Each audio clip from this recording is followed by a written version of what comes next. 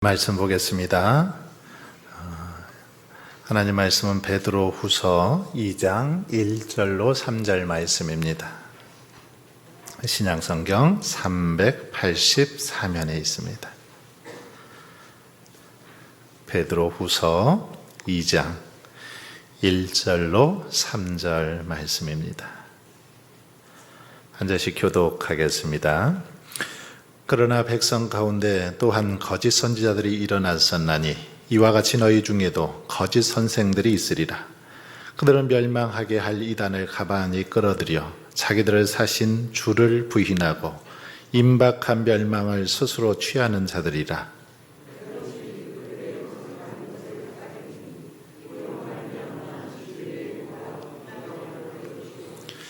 그들이 탐심으로써 지어낸 말을 가지고 너희로 이득을 삼으니 그들의 심판은 옛적부터 지체하지 아니하며 그들의 멸망은 잠들지 아니하느니라. 아멘. 네, 우리 옆에 계신 분하고 한번 인사 나누겠습니다. 그래도 해야 합니다. 네, 그래도 뭘 해야 될까요? 네, 뭘 해야 될까요? 한번 해보겠습니다. 그래도 사랑하겠습니다. 그래도 용서하겠습니다. 그래도 헌신하겠습니다. 그래도 순종하겠습니다. 예, 꼭 그렇게 하시기를 바랍니다. 예, 오전에 그래도 해야 합니다. 아무리 상황이 어렵고 힘들어도 순종해야 하는 줄 믿습니다. 이 시간에도 순종함으로 또 이렇게 오후 예배 나오셨는데 참 잘 오셨고요. 오늘부터 이제 오후 예배 시간에는 그동안 신구약 파노라마에 대해서 공부했는데 이단에 대해서 함께 좀 공부를 하고자 합니다. 이단에 대해서 살펴보고 어떻게 우리가 대처해야 되는지 그런 시간들을 가져보려고 합니다. 지난 7월 8일이죠. 전 세계를 아주 깜짝 놀라게 했던 그 사건이 속보로 전해왔습니다. 화면 보이시죠? 이 아베 총격범 그리고 통일교의 타이틀이 있는데 이 일본의 전 총리죠. 아베 신조 총리가 유세를 하다가 총격범에 의해서 이렇게 총을 맞고 죽게 됩니다. 그리고 범인은 현장에서 잡히게 되죠. 그래서 왜 이 총을 쐈냐, 아베 총리를 죽였냐라고 살해의 동기를 조사해 봤더니 이 총격범이 자신의 어머니가 통일교에 빠졌다라는 것입니다. 통일교에 빠져서 10억 원 이상을 통일교에다가 헌금을 했다는 거죠. 강요에 의해서 어쩔 수 없이 헌금을 하고 가정이 다 파탄이 났다는 겁니다. 그래서 이 통일교의 지도자들, 특별히 통일교 현재 총재는 한학자라는 여자인데 이 통일교 총재를 좀 잡아서 죽이려고 했는데 여의치가 않더라는 거죠. 그런데 가만히 보니까 작년에 이 아베 총리가 통일교 행사에 참석을 해서 환영사를 이렇게 하는 모습을 보고 저 통일교 지도자들은 못 죽여도 저 아베 총리 죽여야 되겠다. 통일교에 가서 어떻게 저렇게 축사를 하고 환영사 같은 것을 막 하면서 그럴 수 있느냐 해서 저 아베 총리를 그렇게 살해했다라는 것입니다.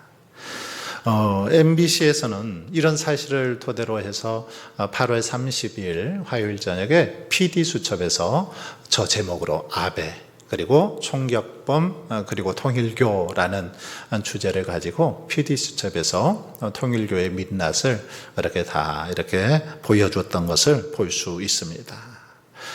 돈에 미쳐서 결국 이렇게 많은 사람들을 힘들게 하고 많은 사람들을 멸망으로 치닫게 하는 이 통일교에 대해서 그 방영을 했던 것을 볼 수 있습니다. 우리가 잘 아는 것처럼 통일교는 1954년이죠. 문선명이 자신이 메시아다. 이것을 주장하면서 통일교가 시작이 됩니다. 그래서 원래 통일교의 이름은 뭡니까? 세계 평화통일가정연합. 이게 통일교의 이름이죠. 세계 평화통일가정연합. 자신들이 뭐 세계 평화 통일을 위해서 어떤 가정을 이렇게 하나로 뭉쳐가면서 연합하면서 그걸 한다 해서 이름을 그렇게 지었습니다. 기독교에서는 사이비 이단으로 규정을 하고 있죠. 문선명은 죽게 됩니다. 문선명이 죽으면 통일교가 끝날 줄 알았는데 끝나질 않습니다. 그의 뒤를 이어서 누가 됩니까? 바로 한학자죠. 이 한학자가 2대 총재가 되는데, 이 한학자는 자신이 평화의 어머니다 이렇게 주장을 합니다. 그러면서 자기가 독생녀로 이 땅에 태어났다 뭐 이런 주장을 막 합니다. 이 통일교에서 어느 날 교회 이렇게 목회자들한테도 자신이 쓴 그 자서전을 보내왔어요. 교회로도 그런 걸 보냅니다. 이단들이 그런 걸 보내요. 저도 받아봤거든요. 2권이나 보냈더라고요. 평화의 어머니 해가지고 자신이 평화의 어머니라는 거예요. 그러면서 자신의 그 자서전을 쭉 써서 보냈는데, 이 땅에 자기가 독생녀로 왔대요. 독생자 예수 그리스도가 아니라 독생녀로 이 땅에 와서 평화를 이 많은 나라 사람들에게 주기 위해서 이 땅에 왔다. 그리고 그 일을 하고 있다. 이렇게 허무맹랑한 주장을 하고 있습니다. 통일교는 1959년부터 포교 활동을 시작하면서 아주 다양한 방식으로 신도들에게 결국은 이 물질, 돈을 갈취하고 있는 것을 볼 수 있습니다. 그 중에 하나가 통일교에서 쓰는 그 용어 가운데 하나가 영감상법이라는 그런 말이 있는데, 이것은 뭔 말이냐면 일본 사람들 조상에 대해서 굉장히 민감하고 우리나라 사람들도 그렇겠지만 조상에 민감한 일본 신도들에게 영험한 어떤 물건을 이것을 구입을 하면 이것을 통해서 조상의 원한을 풀어줄 수 있다 이렇게 주장을 합니다. 그래서 이상한 물건들을 아주 비싼 값에 팝니다. 예를 들어서 도자기 하나를 1,600만 원에 팝니다. 도자기 하나. 그리고 또 다보탑, 그들이 파는 이 다보탑은 탑 하나에 1억 원. 1억 원에 파는 거죠. 그리고 통일교 경전이죠. 쉽게 말하면 기독교의 성경책과 같은 거. 이 통일교 경전을 얼마에 파는 줄 압니까? 3억 원에 팔고 있습니다. 이거 사라는 거예요. 이거 안 사면 안 된다라는 겁니다. 그렇게 해서 강매를 하죠.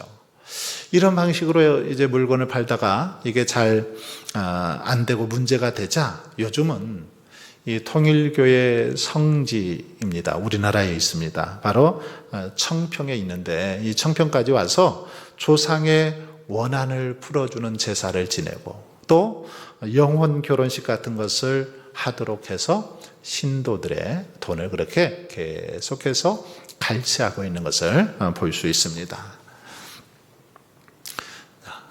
보시면 문선명과 그의 처죠. 그리고요, 바로 아베 전 총리 통일교에다가 축전 영상 이렇게 했다가 죽게 된 건데, 이 충격범의 편지입니다. 이 충격범 41살 야마가미라는 사람인데, 자, 여기 보시면 문일가를 다 죽이고 싶었지만 불가능한 일이라는 걸 알고 있습니다. 아베는 본래의 적은 아닙니다. 가장 영향력 있는 통일교 지지자일 뿐입니다. 그래서 저 아베를 죽이게 되는데, 여러분, 이 PD 수첩에 따르면 1999년부터 2008년까지 일본의 신도들이 우리 한국의 이 통일교 때문에 이제 한국으로 보낸 이 돈이 얼마인 줄 아십니까? 무려 4조 8천억 원에 해당이 된다고 합니다. 4조 8천억 원. 그 돈을 어디서 뜯어냈겠어요? 신도들로부터 뜯어내서 그렇게 보내온 것이죠. 이 돈으로 통일교는 이 청평당에 어마어마한 이 궁전 같은 그런 본부를 짓죠. 아주 화려한 본부를 짓습니다. 그리고 신도들은 무리한 이 헌금의 강요 때문에 많은 어려움을 겪고 있는 걸 볼 수 있습니다. 그런데 신도들은 이렇게 어렵지만 이 통일교회 지도자들은 어떻습니까? 어마어마한 부를 누리고 살아가고 있는 걸 볼 수 있습니다. 특히 통일교 같은 경우는 뭐 많은 이단들이 대부분 그렇습니다. 신천지도 마찬가지죠. 통일교도 이 정치인들에게 접근을 합니다. 정치인들. 그래야 자신들의 어떤 세력이 보호가 되고 보호받을 수 있기 때문에 정치인들한테 접근을 하죠. 그래서 로비를 하고 뭐 돈을 이렇게 줍니다. 그러면서 선거에서 조직적으로 표를 몰아주고 대신 이제 자신들을 도와달라는 거죠. 자신들이 하고 싶은 사업, 자신들이 할 수 있도록 막지 말라는 겁니다. 이게 뭐 어느 이단들인 다 이런 식으로 접근하고 있는 것을 볼 수 있습니다. 그래서 막대한 영향력을 행사하고 있습니다.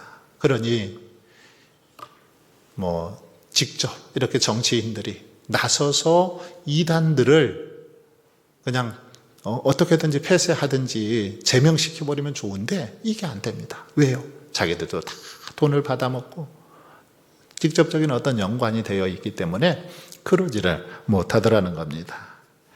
우리 주변에도 뭐 이런 이단들 수없이 많습니다. 그런데 이런 이단들은 어떻습니까? 잘못 빠지게 되면 결국 우리의 영혼이 탈탈 털립니다. 우리의 영혼이 피폐해질 뿐만 아니라 어떻게 돼요? 우리의 영혼만 털리면 괜찮을 텐데 우리의 물질까지도 탈탈 털리죠.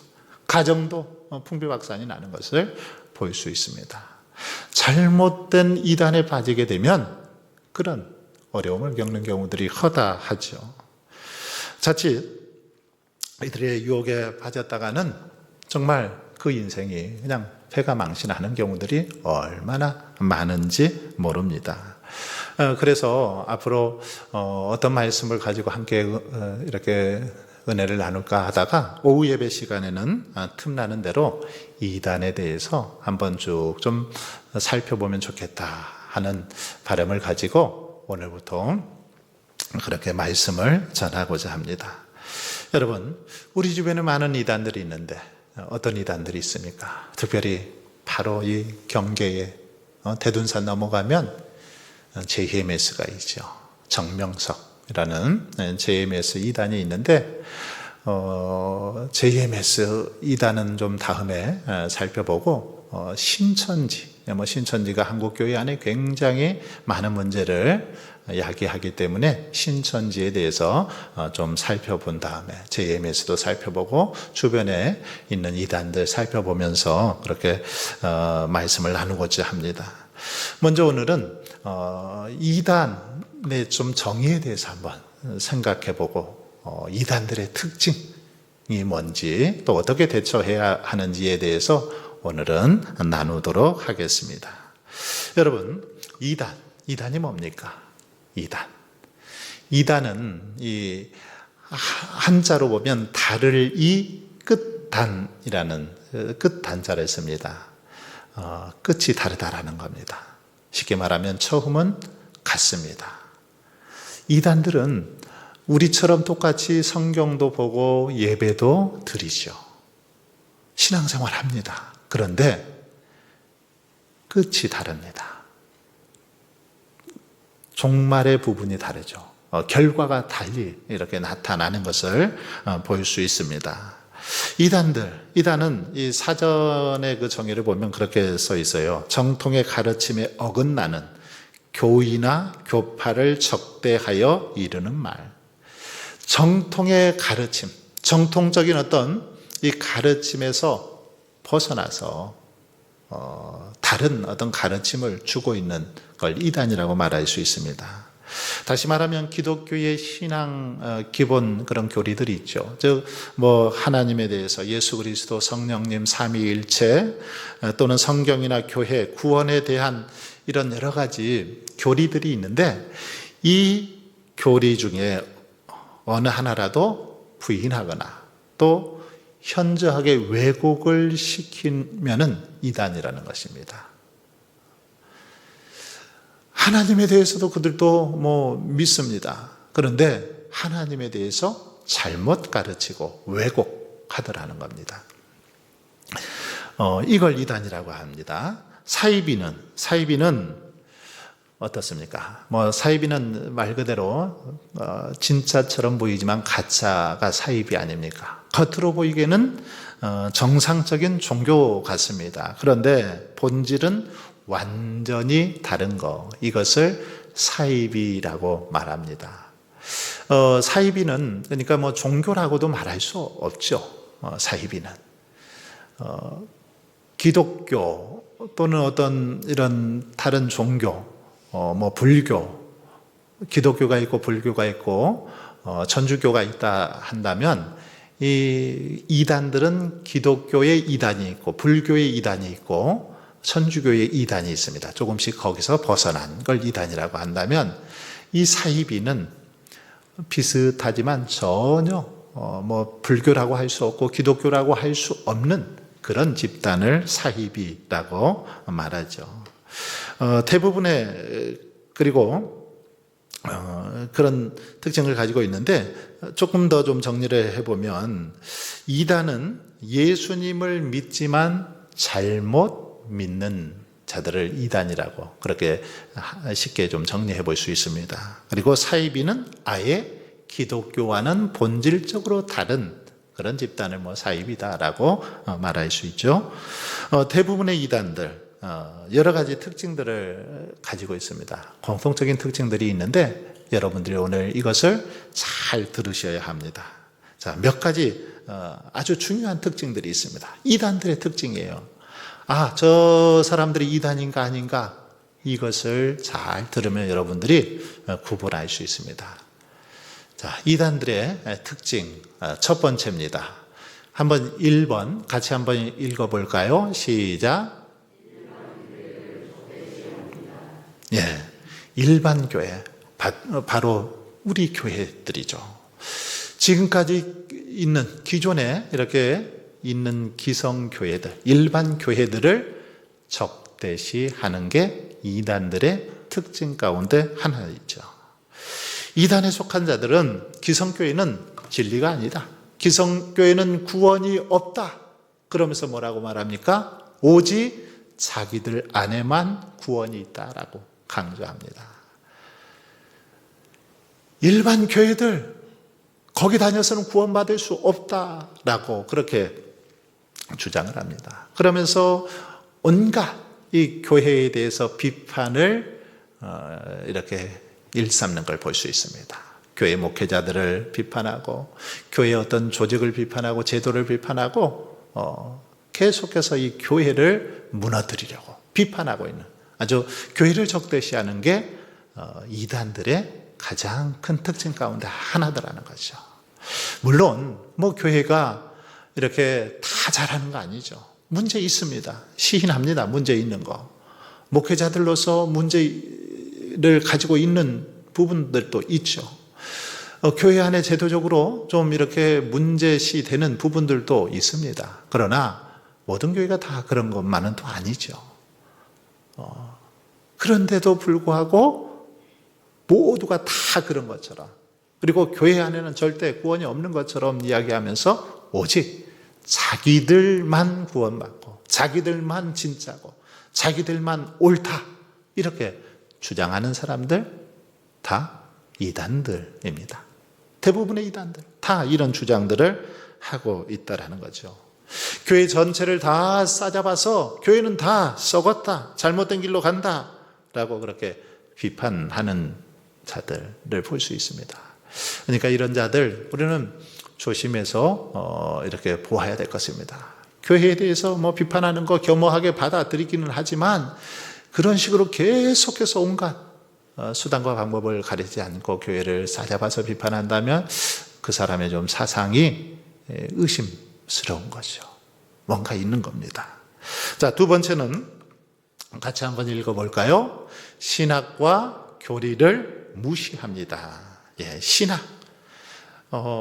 우리 기독교의 이 신학, 오랜 역사를 통해서 신학이 이렇게 형성이 되어 있습니다. 이것은 체계적으로 성경을 바탕으로 오랜 시간 동안 그 모든 검증을 통해서 완벽한 어떤 신학의 체계가 형성이 되었는데, 또 교리가 형성되어 있는데 이것들을 무시하더라는 거죠.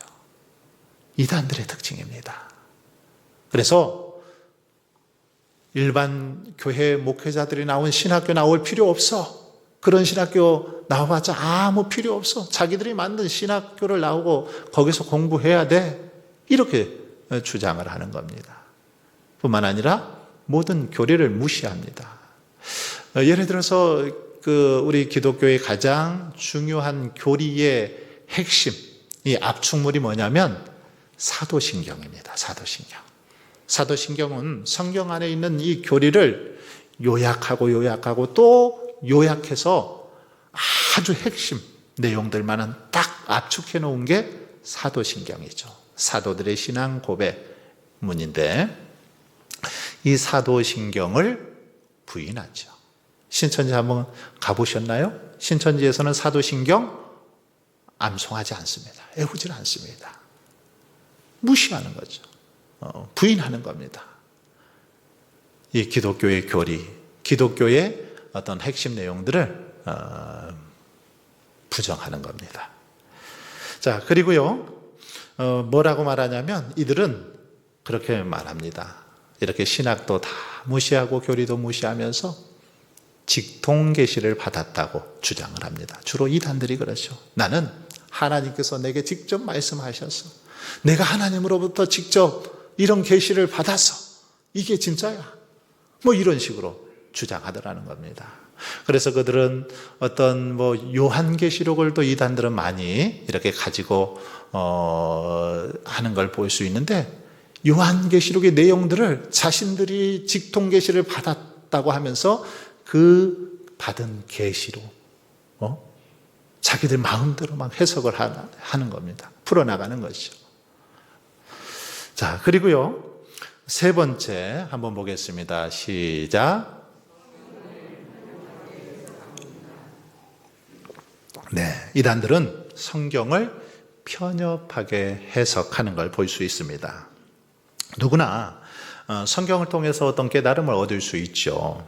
그러나 성경의 어떤 부분만을 보고 한 가지 그냥 어떤 측면만을 내세워서 이것이 어떤 전부인 양, 다른 것은 다 무시해버린다면 이건 문제가 되는 겁니다.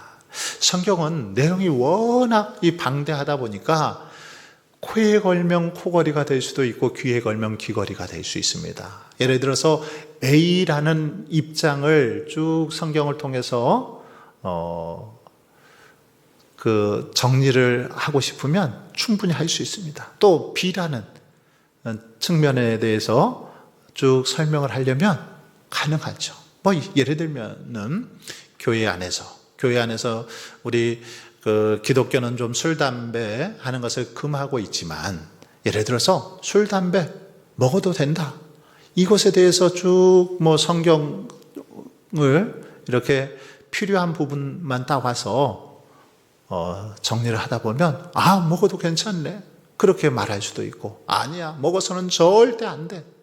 이렇게 찬성과 반대, 또 어떻게 바라보고 해석하느냐에 따라서 가능하도록 그렇게 성경의 분량 자체가 방대하다 보니까 그럴 수 있다는 거죠. 문제는 뭡니까? 전체적인 어떤 하나님의 관점과 하나님의 뜻을 가지고 바라보는 것이 중요한데, 어떤 한 구절이나 편협하게 어떤 부분만을 이것만이 진짜야, 다른 건 틀렸어, 그렇게 주장하면서 얘기하다 보면 이게 문제가 되는 거죠. 그런데 이단들이 바로 이렇게 성경을 아주 편협하게 자신들의 입맛에 맞게, 자신들의 교리에 맞게 해석하고 다른 것들은 다 무시해 버리더라는 거죠. 그러니 바른 신앙생활을 할 수가 없는 겁니다. 자, 그러므로 우리는 성경을 해석할 때 어떤 구절만을 보고 부분적으로 해석하는 것이 아니라 통전적으로 넓은 그 관점에서 나무만 보는 것이 아니라 숲을 보는 그런 관점으로 바라보는 것이 중요하다라는 거고요. 네 번째 보겠습니다. 시작. 비성경적인 교리를 이들은 내세우고 있는 걸 볼 수 있습니다. 성경에 없는 내용을 그럴싸하게 그렇게 포장을 해서 이걸 주장을 합니다. 그런데 이건 분명히 성경에 나오지 않은 내용들이죠. 성경과는 전혀 다른 내용들을 가지고 그것이 어떤 진짜이냐 그렇게 주장합니다. 예를 들어서 이 귀신론을 주장하는 사람들은 그렇게 말합니다. 사람들이 원래는 120살까지 살아야 되는데 120살까지 살지 못하고 죽으면 그 사람들이 귀신이 된다. 이렇게 주장을 합니다. 여러분 120살까지 못 사시면 귀신 된대요. 귀신. 그게 아닙니다. 그런데 이건 잘못된 주장입니다. 여러분 성경은 귀신이 그렇게 생긴다고 절대 말하지 않습니다. 귀신은 타락한 천사이지 믿지 않고 죽은 인간의 혼이 귀신이 되는 거 아닙니다. 이렇게 잘못된 어떤 교리 이것들을 내세워서 그것이 성경 말씀이냐 진짜이냐 그렇게 주장합니다. 아주 허무맹랑한 이야기들을 많이 하고 있죠. 자, 그리고요, 다섯 번째는 자기 주장을 수시로 바꿉니다. 이단들의 특징입니다. 교주들 가만히 보십시오. 자기들의 주장을 스스로 바꿉니다. 이렇게 막 얘기했다가 나중에 시간 지나면 슬그머니 자기들의 주장을 바꾸어 놓는 것을 볼 수 있습니다. 시한부 종말론자들은 재림 날짜 옛날에 그 다미성교회라고 제가 군 생활할 때 한참 다미성교회가 아주 뜨거웠었거든요. 그래서 전주 쪽에서도 제가 전주에서 생활했었는데 그때 이 다미성교회 추종자들은 10월 28일 그때 예수님이 재림하신다 하고 다니던 학교도 그만두고 학생들이 어느 이 교회에 모여가지고 거기서만 그렇게 합숙하면서 생활을 했었습니다. 그런데 웬걸요? 그때가 됐지만 아무 일도 일어나지 않았죠. 거짓말이었습니다. 거짓말. 그러니까 또 이제 그때는 조용히 있다가 그때는 뭐 때문에 좀 착오가 생겼는데 그 날짜가 아니야. 다른 날짜야 하면서 또 다른 날에 주님이 재림한다. 이렇게 거짓말을 하면서 계속해서 자기 주장을 바꾸어가는 그런 모습들을 볼 수 있습니다. 이게 이단들의 특징이죠. 수시로 바꾸어가더라는 것입니다. 자, 그리고요, 여섯 번째 보면 성경 외에 다른 경전을 내세웁니다. 기독교의 최종 권위는 어디에 있습니까? 하나님의 말씀, 성경에 있죠. 성경 안에 모든 것이 다 들어 있습니다. 그러므로 신앙생활에 있어서 다른 거 성경 외의 거 필요 없죠. 성경 말씀 정말 1.1획도 변함이 없는 하나님의 말씀으로 정확무호한 말씀으로 우리 기독교인들은 받아들이고 있는데 이단들은 그렇지 않다라는 거죠. 이단들은 성경 외에 자신들의 어떤 교주를 신격화하기 위해서 또는 자신들의 교리를 정당화시키기 위한 그런 책들을 발간해내는 것을 볼 수 있습니다. 그래서 신천지도 보면 자신들이 어떤 책들 많이 있습니다. JMS도 마찬가지고 많은 이단들 다 자기들의 주장, 자기들의 어떤 논리를 펴놓는 그런 교리서 내지 책들을 가지고 있는 것을 볼 수 있습니다. 대부분의 이단들 성경을 자기들 멋대로 새롭게 해석하면서 성경에 더해서 추가시킨 그런 문서들을 다 가지고 있더라는 거죠. 그러면서 성경보다는 오히려 그것을 더 신뢰하고 그것을 더 열심히 공부하고 보도록 그렇게 하는 걸 볼 수 있고요. 자, 7번째 보시면 교주를 재림주로 내세우죠. 자신들이 믿는 이제 그 교주, 그 교주가 재림주다. 재림주고 메시아다. 이걸 강조하고 있습니다. 역사상 그런데 여러분 자신을 그 재림주다, 자신을 예수다라고 주장했던 이단들, 교주들이 이 땅에 얼마나 많은지 모릅니다. 너무너무 많죠. 자신이 그리스도다라고 주장하는 적그리스도 얼마나 많은지 모릅니다. 이 적그리스도들은 지금도 그렇지만 성경이 쓰여질 당시에도 많이 있었습니다. 이 이단의 문제는 오늘날만이 아닙니다. 계속해서 끊임없이 이단들은 있어 왔습니다. 이단들은 계속해서 있어 왔죠. 왜냐하면 그렇게라도 믿는 자들을 유혹하고 시험 들게 해서 어떤 사탄이 자기 나라를 만들어 가려고 하는 그런 전략이 있기 때문에 계속해서 이단들은 있어 왔다라는 것입니다. 지금도 많은 이단들 자신들이 재림주다, 메시아다라고 말하고 있습니다. 교주들 보시면 통일교회 지금은 한학자, 신천지 이만희, JMS, 정명서, 그리고 몰몬교는 요셉 스미스, 안상홍 정인의 그 하나님의 교회, 안상홍, 장길자, 이런 사람들 자신들이 재림주다, 자신들이 메시아다 이렇게 주장하면서 많은 성도들을 유혹하고 있더라는 겁니다. 자, 그렇다면 여러분 이런 유혹에 우리가 어떻게 하면 넘어가지 않을 수 있을까요? 이들을 어떻게 우리가 배격하고 대처해야 할까요? 이단에 대한 태도, 성경에서 말하고 있는 이단에 대한 태도를 한번 보겠습니다. 자, 1번 한번 읽어보겠습니다. 시작. 한두 번 훈계한 후에 멀리하라. 자, 성경은 이단들 한두 번 훈계한 후에 멀리하라 이렇게 가르쳐주고 있습니다. 왜 그럴까요? 저도 이단들을 많이 만나봤습니다. 그들을 좀 변화시켜 보려고 같이 이렇게 이야기도 나눠보면 이야기가 결론은 통하지가 않습니다. 아무리 제가 성경 말씀 갖다가 들이대고 읽어보라고 가르쳐줘도 이들은 아까 자신들이 가지고 있는 책, 자신들이 만들어낸 책, 그 책을 더 중시하기도 하고 성경도 편협하게 오직 자기들이 보는 성경 구절만 봅니다. 이단들은 지금도 이 개역 개정판 성경을 보지 않습니다. 개역 성경만 봐요. 그래야 문자적으로 자기들이 해석할 때 그 말이 맞기 때문에. 지금은 성경이 바뀌었잖아요. 번역이 이렇게 바뀌었는데 이단들은 그렇습니다.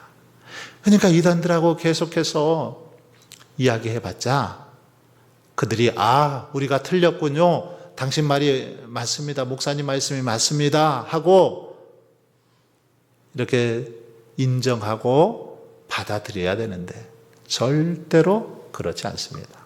절대로 그렇지 않죠. 말해봤자 결국은 입만 아픕니다. 입만 아프고 막 혈압만 높아집니다. 그래서 괜히 감정 싸움으로 나중에는 번질 수 있는 거죠. 그렇기 때문에 성경은 이런 이단들 한두 번 훈계한 다음에, 진심으로 뉘우치도록 훈계한 다음에 더 이상 안 되면은 멀리하라. 멀리하는 것이 상책이다. 그렇게 말하고 있습니다. 한두 번 훈계하고 권면해서 듣지 않으면 그때는 딱 끊으라는 것이죠. 멀리하는 것이 우리도 그 유혹에 넘어가지 않는 방법이라는 것입니다. 자, 두 번째는 영접하여 드리지 말라. 요한 2서 1장 10절로 11절에 보면 누구든지 이 교훈을 가지지 않고 너희에게 나아가거든 그를 집에 들이지도 말고 인사도 말라. 그에게 인사하는 자는 그 악한 일에 참여하는 자임이니라. 그래서 이단들이 오면 문 열어주지 말라는 겁니다. 이단들이 들어오면 그냥 우리는 기독교인입니다. 우리는 운주교의 교인입니다. 그러니 더 이상 필요 없습니다 하고 단호하게 거절하라는 것이요. 신천지가 와서 또 이쪽에 많은 그런 이단들 방문하죠. 집집마다 막 돌아다니기도 하는데 구원파들도 종종 오는 걸로 알고 있습니다. 그럴 때 단호하게 거절해야 된다는 겁니다. 저는 운주교에서 신앙생활 잘하고 있으니 필요 없습니다. 더 이상 당신들 이야기 필요 없습니다. 가십시오 하고 단호하게 거절하는 게 중요하다는 거죠. 자, 세 번째는 살피고 떠나라. 로마서 16장 17절에 보면 형제들아 내가 너희를 권하노니 너희 교훈을 거스려 분쟁을 일으키고 거치게 하는 자들을 살피고 저희에게서 떠나라. 저들이 혹 주변에 이단들이 있다면 잘못된 사상에 빠져서 그렇게 살아가는 자들이 있다면 그들과 어울리지 말고 잘 살펴서 그들로부터 떠나는 게 중요하다는 겁니다.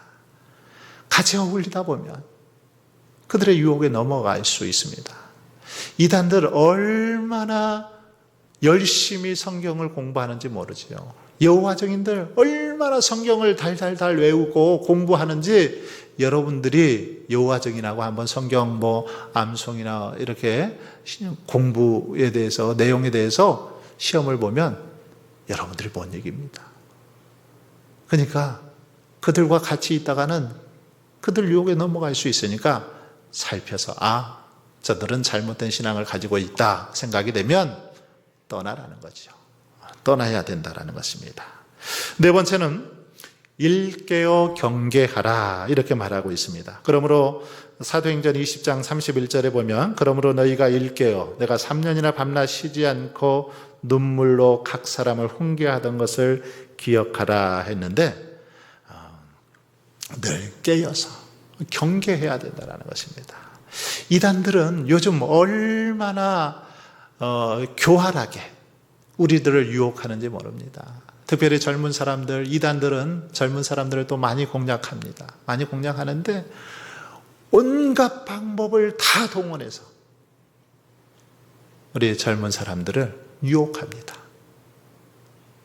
그러니까 깨어있지 않으면 자칫 잘못하면 쉽게 이렇게 넘어갈 수 있습니다.